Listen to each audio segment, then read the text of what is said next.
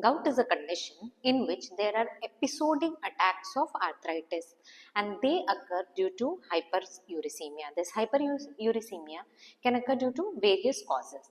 But this hyperuricemia, when it is maintained, there can be certain pathophysiological factors which lead to crystallization of monosodium urate in the joints. Actually, this uric acid is present in blood as urate.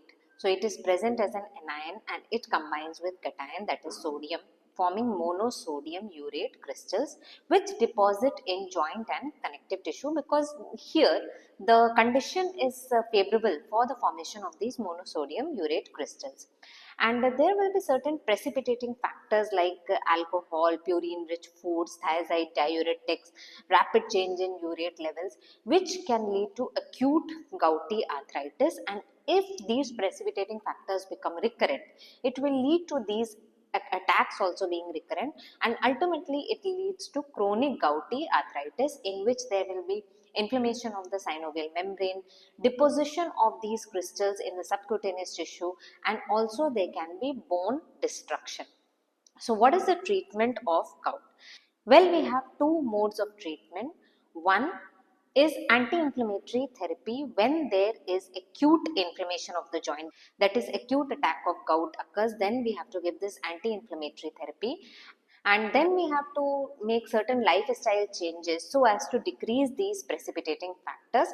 But despite that, if there are recurrent attacks of acute gout, then we have to start with the urate-lowering therapy. That means bringing down the levels of uric acid in blood. So what are these various types of therapies? So for acute gouty arthritis, we have to start immediate treatment with strong anti-inflammatory drugs, and these includes NSAIDs. Then there is a special drug colchicine, and we have corticosteroids. For chronic gout or hyperuricemia, that is bringing down the uric acid levels, there are two different types of drugs. One, uric acid synthesis inhibitor, where we decrease the production of uric acid, that is by allopurinol, and another drug is there, Febuxostat, and increase uric acid excretion by a drug, Probenecid. And during this time, when we are giving the therapy for lowering the uric acid levels, we also have to provide anti-inflammatory cover with either NSAIDs or colchicine. We will see each of these one by one. So let us start with treatment of acute gout. That means at the time when the attack has occurred, when there is sudden inflammation of the joints with all the signs of inflammation, that is, there will be excessive pain. This is one of the most painful conditions of humans, and there will be excessive pain in the joint. It starts mainly, most commonly with the metatarsophalangeal joint of great toe, and and very fast the joint becomes warm, tender, swollen, all the signs of inflammation basically. So we start with NSAIDs, and the drugs which are used commonly are naproxen, piroxicam, diclofenac and ibuprofen. Naproxen and piroxicam are long acting, that we have seen in our video on NSAIDs. Naproxen can be given BD and piroxicam can be given OD. However, since piroxicam has high toxicity profile, it is not the first line drug which is chosen. But since here they are used for their anti-inflammatory action, they are given in high doses. See, NSAIDs can be used as antipyretics, analgesics and anti-inflammatory. And here they are being used for their anti-inflammatory action, so they are used in high doses. With NSAIDs, attack termination takes approximately half a day to 1 day. So attack will terminate, that means no further inflammation is going to occur, but complete resolution occurs in 5 to 10 days. So, since termination of the attack takes half days and complete resolution takes 5 to 10 days, this complete resolution actually depends on how much time has started from the time of start of the attack. So, immediately if these NSAIDs are started, obviously the complete resolution is going to occur faster.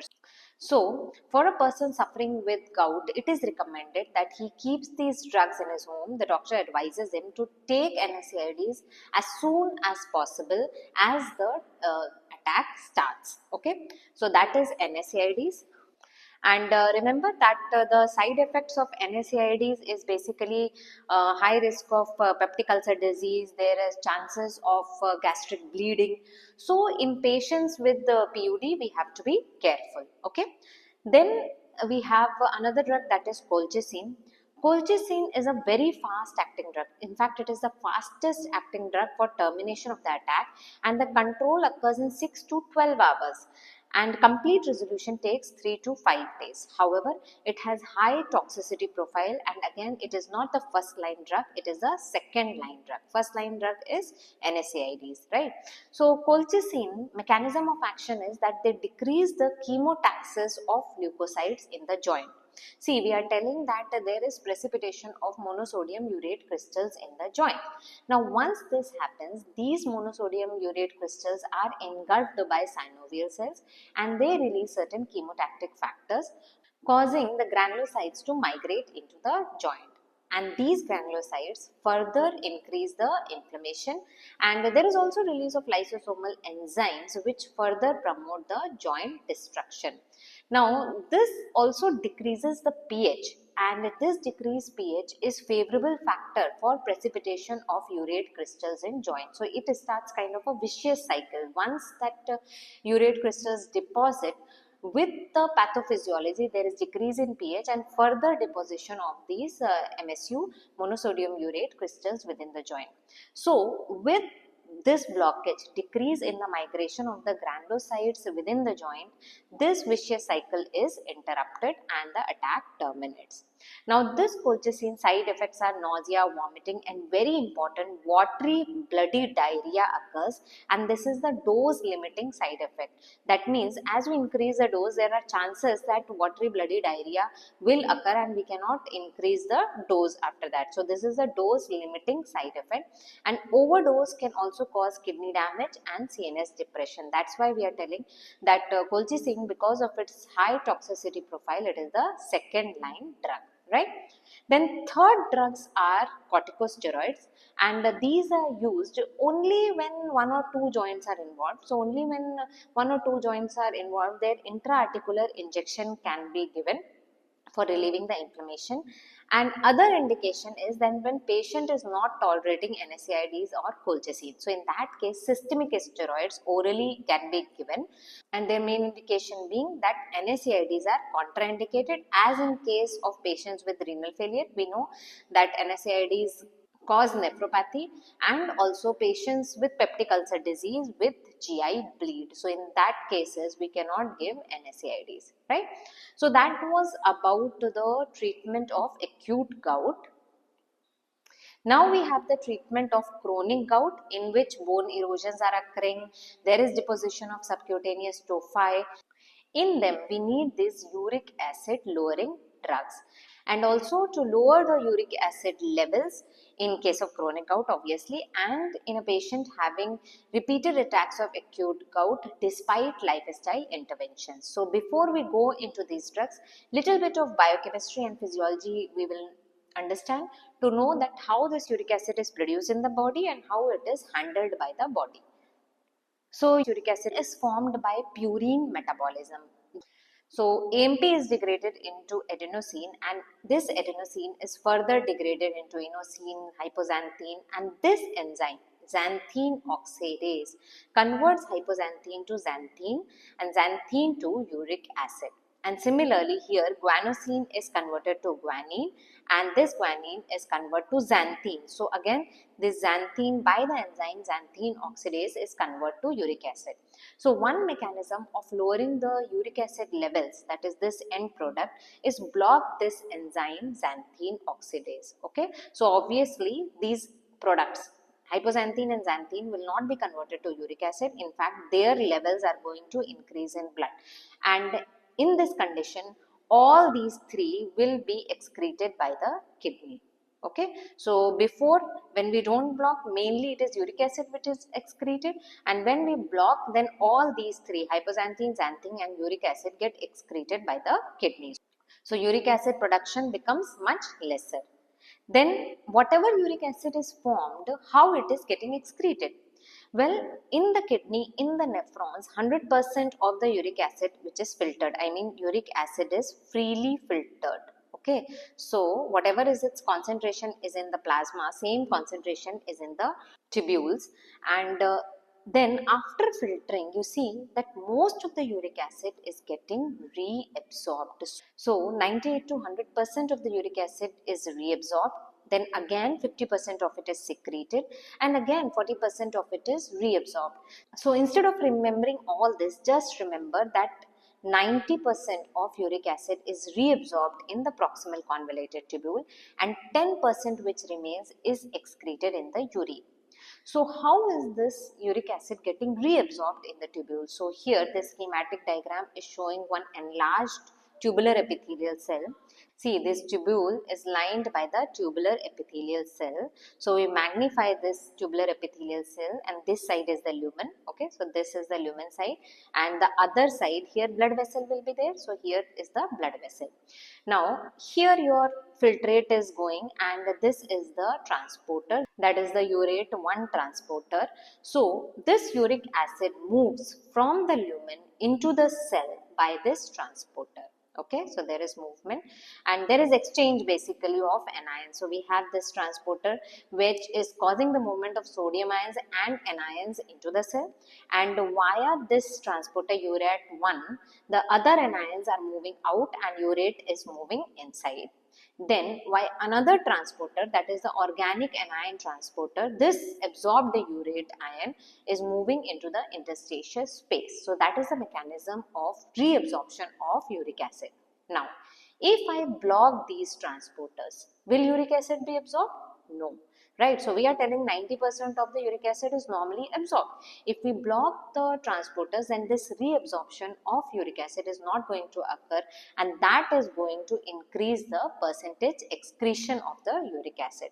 So these are two mechanisms by which this hyperuricemia is handled, either by decreasing the uric acid production or increasing the uric acid excretion. So, hyperuricemia can occur due to both of these, but remember, we don't target this hyperuricemia based on its mechanism of how uric acid has increased in the body. Whatever way we target, uric acid levels are going to decrease in the blood, right? So, for chronic gout and hyperuricemia, initially lifestyle intervention is recommended. If it doesn't work, then we add these drugs. If there is increase in the number of the gout flares, then also these drugs are added, and obviously in case of chronic gout. So there is presence of subcutaneous tophi, or there is also uric acid stones. Definitely in a patient with uric acid stones and tophi, these drugs have to be given. So these are the indications for these drugs. What are the mechanisms? 1. Decrease uric acid synthesis by allopurinol, increase uric acid excretion by probenecid. Now amongst this, first choice is allopurinol, that is which decreases uric acid synthesis. Okay. And probenecid is a second line drug which can also be added as an adjuvant. But remember two very important things with these drugs. One, they should not be started during acute attack. Okay, during acute attack we have to give NSAIDs, colchicine or corticosteroids, and when the acute attack subsides, mainly maybe in the resolution phase, then these drugs can be added. Should not be added during acute attack. Why? Well, when we lower these uric acid levels, then during that time there is fluctuating levels of uric acid in blood. Okay, and what happens that whatever crystals are there, so whatever crystals have deposit in the joint, when they release, they initiate the inflammation, and again there are chances of deposition of this MSU crystals within the joint. Understanding? So this fast changing levels of uric acid basically increase the chances of acute attack. So this should not be started during acute attack. Secondly, when they are started, since they will be changing the uric acid levels, during that time again we have to give NSAIDs colchicine cover during the initial 3 to 6 months of treatment till patient becomes normouricemic. That means normal uric acid levels had been attained. This is very important for starting the treatment of chronic gout and to lower the uric acid levels in hyperuricemia. Understanding? Should not start during acute attack. Add NSAIDs or colchicine during initial 3 to 6 months of treatment. So, talking about these drugs now, allopurinol and probenecid. So, allopurinol is a competitive inhibitor of these enzymes, xanthine oxidase. Now, its metabolite, allopurinol has a metabolite that is a non-competitive inhibitor of xanthine oxidase, but allopurinol itself is a competitive inhibitor of xanthine oxidase. So, that is going to decrease the uric acid levels, but the back products, that is the hypoxanthine and xanthine levels, are going to increase. Now, when this allopurinol is started, it is recommended that liberal fluid intake should be taken by the patient. Okay, so that is very important. Secondly, important side effect of allopurinol include hypersensitivity reaction and Stevens-Johnson syndrome. And this Stevens-Johnson syndrome is a rare, life-threatening and emergency dermatological reaction. Okay. So, to prevent these reactions, it is recommended that we should always start with low dose and slowly we should titrate up. Okay, so certain precautions you should always remember. So, when starting with allopurinol, provide NSAID colchicine cover. Never start during acute attack. Start with low dose, titrate up, and the patient should take liberal fluid intake. Then contraindications for use of allopurinol include pregnancy, lactation. If there is hypersensitivity reaction, if you get mild hypersensitivity reaction like rashes, fever, malaise, immediately stop it and do not use it again. And dose adjustment for allopurinol is required in kidney diseases. So that is allopurinol. And this is the first choice drug for hyperuricemia or chronic gout. Next is probenecid. Probenecid is a competitive blocker of these transporters, that is the urate-1 and organic anion transporter, and because of this there is decreased reabsorption of the uric acid, thus increasing the excretion of the uric acid. And again, because you are increasing the excretion, liberal fluid intake is recommended. Now, this drug probenecid is quite well tolerated. Only side effect is dyspepsia, and that is why caution is recommended in peptic ulcer disease. Then it is contraindicated in presence of renal stones, and if creatinine clearance is less than 50 ml per minute, then we cannot give probenecid. Fine. So, probenecid is the second line drug and it can be used as an adjuvant also to allopurinol. Then we have certain drug interactions with these allopurinol and probenecid. See, probenecid is blocking the transporters. So, any drug which is using these transporters, they will be affected. So, first is decreased excretion of penicillin. Why? Because penicillin is secreted into the tubules by these organic anion transporters. So, that is blocked. That means it is going to increase the blood levels of penicillin because penicillin is not getting secreted into the tubules. Then nitrofurantoin. Nitrofurantoin, for its action, it should be secreted into the tubules because we want to achieve high levels in urine. So, if this nitrofurantoin is not secreted by these organic anion transporters, then there will be decreased urine levels and its action is going to be decreased, right? With probenecid, there is also decreased biliary excretion of rifampicin. So, that drug excretion also decreases. And there are certain drugs that block the action of probenecid. So, one important drug in this case is aspirin. Aspirin basically interferes with the secretion of uric acid. We saw no, that uric acid is getting reabsorbed, then getting secreted. So, aspirin interferes with the secretion of the uric acid, which also requires these organic anion transporters. Basically, it competes with those transporters and the uric acid is not secreted. So, if uric acid is not secreted, it will be retained in the blood, hence decreasing the excretion of uric acid. Allopurinol interferes with certain drugs because it is inhibiting the enzymes. So, because of this, it inhibits the degradation of azathioprine and 6-mercaptopurine and also inhibits metabolism of warfarin and theophylline, thus increasing their levels in the blood. and hence increasing their actions. Okay, so some important things we should remember here. Very important, this increasing the levels of warfarin, azathioprine and 6-mercaptopurine, and probenecid, that it decreases the excretion of penicillin and nitrofurantoin, and also the aspirin. Aspirin blocks the action of probenecid. Moving on to the last drugs, the other drugs which I talked about, that is the Febuxostat. Febuxostat is another xanthine oxidase inhibitor, and because it inhibits xanthine oxidase, it has the drug interaction which are same as that of the allopurinol. I told you that allopurinol drug interactions are because of the inhibition of enzyme xanthine oxidase. But very important with Febuxostat is that no dose adjustment is required in chronic kidney disease patient. In allopurinol, we have to adjust the dose. We have to be cautious in case of kidney disease patient. But Febuxostat can be given, no dose adjustment is required in CKD patients. But side effect is liver damage, so we have to continuously monitor LFT. See, these drugs, uric acid lowering drugs, need to be given lifetime. So it is important that we monitor for the side effects, right? And like other uric acid lowering drugs, that is allopurinol and probenecid, Febuxostat also requires NSAID and colchicine cover for the initial months of therapy, so as to decrease the chances of acute attacks during that time because of the changing uric acid levels. Next drug is Pegloticase. Pegloticase is a recombinant uricase.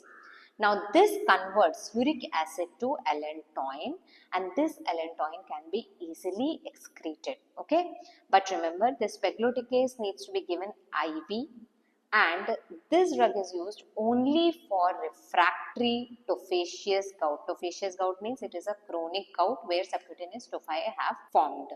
So Pegloticase is used only refractory tophaceous gout where other drugs are not able to act.